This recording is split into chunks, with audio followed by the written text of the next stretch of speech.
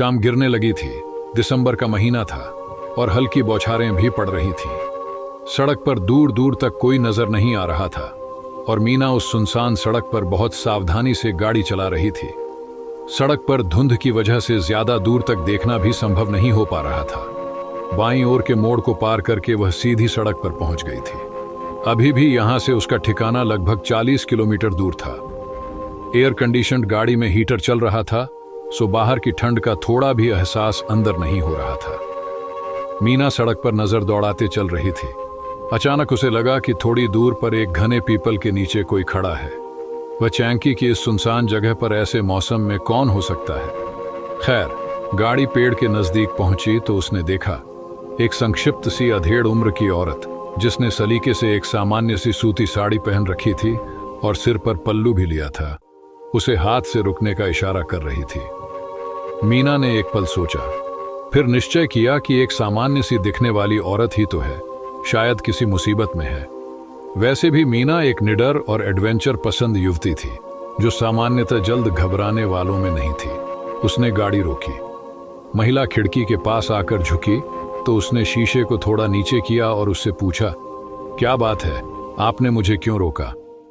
वह औरत खांसी के साथ घिसी पिटी सी आवाज में बोली, मैं बड़ी मुसीबत में पड़ गई हूँ। पास ही मेरा घर है और मेरे इकलौते बेटे की तबीयत अचानक बिगड़ गई है। हमारी गाड़ी पिछले 2 दिन से खराब पड़ी है और बेटे को अस्पताल पहुंचाना जरूरी है। क्या आप कृपया मेरी मदद करेंगे? मीना को वह औरत सच बोलती लगी। उसने कहा, आइए गाड़ी में बैठ जाइए और मुझे अपने घर तक ले चलिए।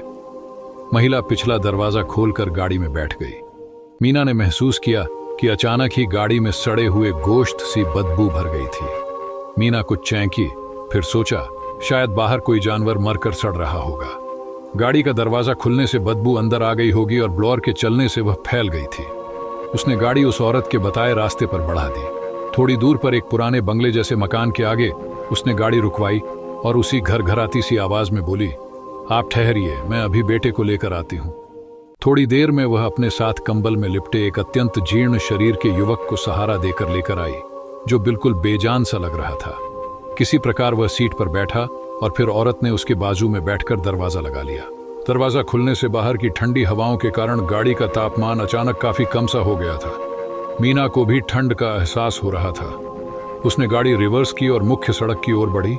मीना गाड़ी चला रही थी, मगर गाड़ी के अंदर की बदबू उसे परेशान करने लगी थी। वह सोच रही थी कि यह बदबू आखिर कम क्यों नहीं हो रही। चलते हुए वह शहर के नजदीक पहुंचने लगी। अचानक पीछे बैठी औरत ने घरघराती सी बलगमी आवाज में गाड़ी रोकने को कहा। मीना ने पूछा, क्या बात है? तो वह बोली, हमें यहीं उतार दो। मीना चौंकी, क्योंकि उस जगह पर उसे कुछ भी नजर नहीं आ रहा था जहां वे लोग जा सकते थे। उसने कहा, यहां तो कुछ भी नहीं है और आपको बेटे को अस्पताल ले जाना है, वह बीमार है। तो औरत बोली, नहीं, यहां एक अच्छे वैद्य रहते हैं, हमें उनके पास जाना है, सो हम लोग यहीं उतरेंगे। मीना ने गाड़ी रोकी और वह औरत दरवाजा खोलकर उतर गई। फिर उसने सहारा देकर अपने बेटे को भी उतारा और बिना पीछे देखे चल दी। रास्ते में गहरी धुंध थी और रात उतरने लगी थी, सो मीना को ज्यादा दूर तक दिखाई नहीं दिया। उसने कंधे उचकाए और बोली, मुझे क्या, ये माँ बेटे जहां मर्जी जाएं, और गाड़ी आगे बढ़ा दी। हालांकि अपने एडवेंचरस स्वभाव के चलते उसने उस जगह के भूगोल को ध्यान में रख लिया और जब बाहर देखा तो एक खंडहर सा मकान और बड़ा सा बरगद का पेड़ उसे दिखा। साथ ही सड़क पर किलोमीटर स्टोन भी पास ही लगा था। सो उसे लगा दोबारा आने पर जगह पहचानने में कोई दिक्कत नहीं होगी। वह चल पड़ी। आश्चर्यजनक रूप से गाड़ी के अंदर की बदबू खत्म हो गई थी। मीना ने सोचा, पहले उनके बैठने से बाहर की बदबू बंद गाड़ी में फंस गई होगी, जो दोबारा उनके उतरने से बाहर निकल गई। मीना घर पहुंची और सीधे बाथरूम में नहाने चली गई। गुनगुने पानी से नहाकर उसे बड़ी ताजगी महसूस हुई। उसने साथ लाया खाना माइक्रोवेव में गर्म किया और खाकर लेट गई। टीवी देखते हुए ही उसकी आंख लग गई। आधी रात को नींद में उसे एहसास हुआ कि कमरे में कुछ हलचल हो रही है। लाइट जलाकर सोने से उसे नींद नहीं आती थी, अतः कमरे में अंधेरा था, मगर उसे कुछ खटपट सी स्पष्ट सुनाई दे रही थी। साथ ही कमरे में फिर वैसी ही सड़े मांस की बदबू भर गई थी। मीना की आंखें खुल गईं। वह कमरे का मुआयना करने लगी। उसे लगा कि हलचल अलमारी के पास हो रही है जहां उसके कपड़े और पर्स रखा था। उसने उठने की कोशिश की, मगर यह क्या, वह तो जैसे बिस्तर से चिपक सी गई थी, हिल भी नहीं पा रही थी, बस आंखों की हरकत जारी थी।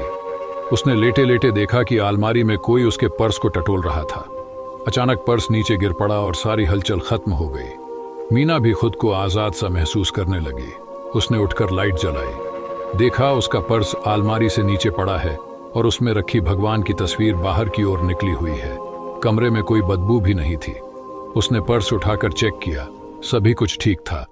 बस एक अनजान सा पैकेट उसमें बाहर चिपका था जो उसका नहीं था, और वह पिछले हिस्से में बाहर की ओर अलग से चिपका सा लग रहा था।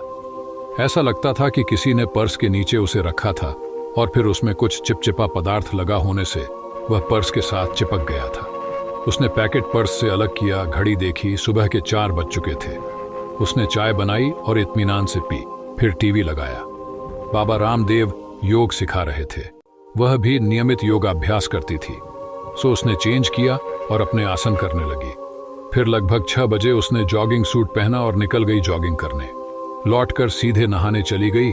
नहाकर फ्रेश महसूस करते हुए उसने नाश्ता बनाया और अखबार पढ़ते हुए नाश्ता किया।